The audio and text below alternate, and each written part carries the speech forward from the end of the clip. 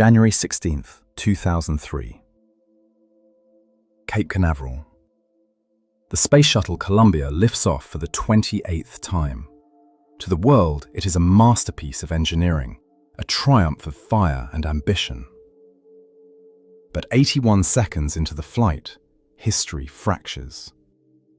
A piece of insulating foam, no larger than a briefcase, tears away from the external tank. It is moving at 500 miles per hour. It strikes the leading edge of the left wing. In the cockpit, Commander Rick Husband and his crew feel nothing. In mission control, the strike is caught on camera, but it is logged as a minor anomaly. A debris shed, something that has happened before. For 16 days, Columbia orbits the Earth. The crew laughs. They conduct their research. They look at the stars. But inside the dark silence of the vacuum, the shuttle is already dead. It just doesn't know it yet. The leading edge of the wing, the part that protects the ship from the fire of re-entry, now has a jagged 6-inch hole. It is a wound hidden in plain sight. This is the story of those 16 days. The story of a crew that lived in a state of grace, while the ground argued over the physics of foam. This is the 16-day fracture of STS-107. This is Noxora. While the shuttle drifted through the silent vacuum of space, the crew was busy. They weren't just passengers, they were pioneers. Among them was Kalpana Chawla. To the world, she was a mission specialist. But to millions in India, she was a symbol of the impossible. A girl from Karnal who had reached for the stars and actually caught them. Kalpana spent her hours in the Space Hab module, studying how fire and life behave in weightlessness. The crew worked in shifts, 24 hours a day. They were at the peak of their careers, operating at the very edge of human capability. But while the crew worked, a different kind of work was happening at NASA. The debris assessment team had seen the footage of the foam strike. They were terrified. They knew that even a small breach in the carbon armor could be fatal. They sent frantic emails. They requested spy satellite imagery to see the underside of the wing. But the requests were shut down. Management called it a wild goose chase. They argued that even if they found a hole, the crew couldn't fix it. There was no robotic arm, no airlock for a spacewalk. They decided it was better not to know. In a haunting moment, an engineer was asked what would happen if the wing was breached.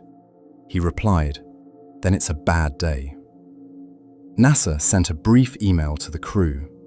It mentioned the foam as an afterthought, telling them there was absolutely no concern for entry. Kalpana and her crewmates read the message. They trusted the ground. They had no way of knowing that the armor protecting their lives had already been hollowed out. February 1st, 2003. The mission is over. The experiments are packed away. Columbia turns its tail toward the direction of travel and fires its engines. The deorbit burn is successful. The shuttle begins its long terminal slide toward Florida.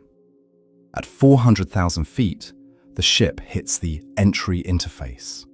The air is thin here, but the shuttle is moving at 17,000 miles per hour. Friction begins to turn the atmosphere into a white-hot plasma.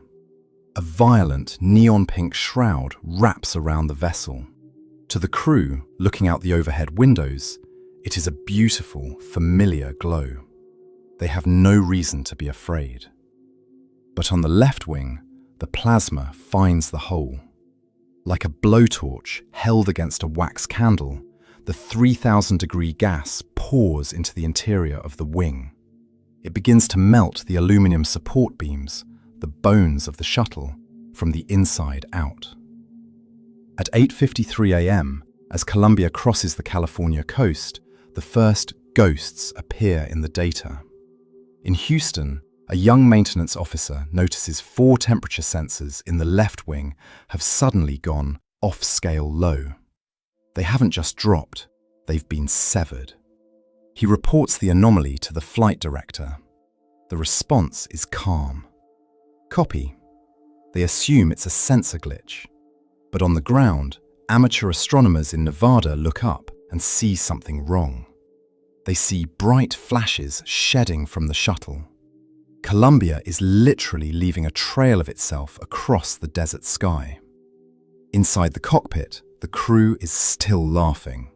A recovered videotape shows them drinking juice and joking about the pink glow. But pilot Willie McCool looks at his display and sees the flight computer fighting. The ship is trying to roll to the left because the left wing is losing its shape. The computer fires the right side thrusters to compensate. It is a silent war between a machine and the atmosphere. The shuttle is struggling to stay alive, and for the first time, the crew begins to realize something is wrong. 8:59 a.m.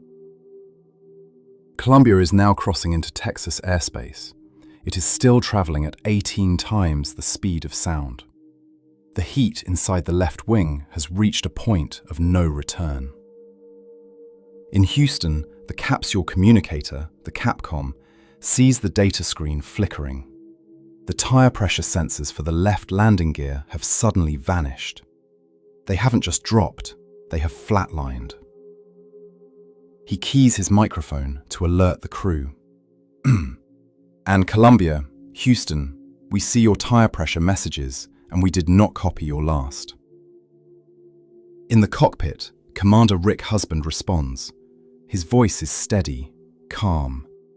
The voice of a man who still trusts his ship. Roger, but... The audio cuts into a harsh, digital hiss. That, Roger, was the last word ever spoken from a space shuttle in flight. At that exact second, the left wing finally fails. The structural beams, melted by the 3,000-degree plasma, snap. The wing twists upward and is torn away from the fuselage. Without the wing, the shuttle loses its grip on the air.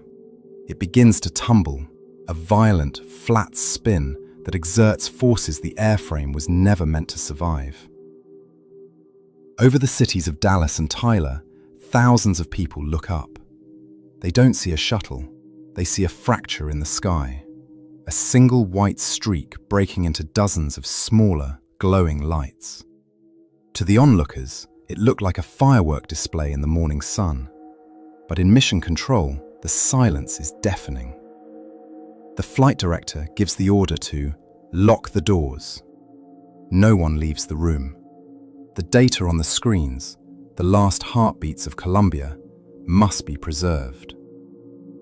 7 lives were gone in a heartbeat, and across the piney woods of East Texas, it began to rain debris. The breakup of Columbia was not a single event. It was a rain of metal that lasted for miles.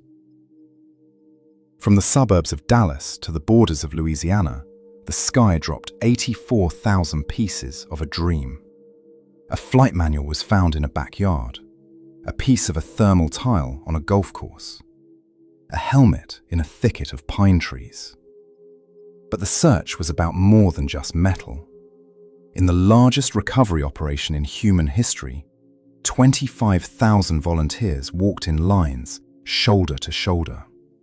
They waded through swamps, they pushed through briars. They spent weeks in the cold February air, looking for the remains of 7 people who had touched the edge of the world. Among the debris, they found a miracle. A small canister containing live roundworms from one of Kalpana Chawla's experiments. Against all odds, they had survived the heat and the fall. A tiny, pulsing spark of life amidst the wreckage. The debris was shipped back to the Kennedy Space Center. In a massive hangar, the fracture was put back together. Engineers laid out the scrap metal on a grid, reconstructing the shuttle like a ghost ship. As the puzzle grew, the truth became undeniable. They found a section of the left wing's leading edge. It was jagged. It was melted. It showed the clear, unmistakable signature of a breach that had been there since launch. They also found the black box recorder. It had been buried in the mud of a Texas field for weeks. When they cleaned the tape and played it back, they heard the final moments. They saw the sensors failing in real time. The evidence was now physical. The minor anomaly from 16 days prior was now sitting on a hangar floor, twisted and charred. But the investigators knew the physical hole in the wing was only half the story. The real fracture was inside the minds of the people who were supposed to protect it. The investigation into Columbia lasted months. They ran tests. They fired blocks of foam at reinforced panels until they shattered. But the most damning evidence wasn't technical, it was cultural. The board concluded that NASA had become blinded by success. Because the shuttle had survived foam strikes before, the engineers began to see them as normal. They stopped being afraid. Management had created a world where it was more dangerous to speak up than it was to stay silent. They had prioritized the schedule over the souls on board. Columbia is no longer in the sky, but the questions it left behind still are. This wasn't a natural disaster. It was a chain of human choices, made slowly, ignored repeatedly, and paid for by 7 people who trusted the system. People like Kalpana Chawla, who believed that the reach for the stars was worth the risk of the fall. Stories like this don't end when the debris is collected. They end only when they're remembered. If you believe these stories matter, if you believe accountability begins with attention, then please like this video and subscribe to Noxora. Your comments and your engagement help ensure these voices are never truly lost to time. Share this with someone who should hear it, because silence is how tragedies repeat. I'll see you in the next one.